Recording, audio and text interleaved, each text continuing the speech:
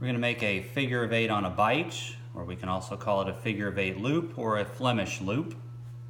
We're going to take our rope and we're going to form a bight in our rope. This is our bight. We have two ends. We have a working end and a standing end on this rope. Both ends are about the same length. Usually your working end is the shorter end. We have our bight. We're going to form an overhand loop and we're going to pass it over the standing part of the rope. We'll pass it behind, and then we're going to pass that bight up through the loop that we've made in our rope. As we begin to fair this knot, we will see the figure of 8 pattern. And as I pull that tight, we have our loop in the center of our rope.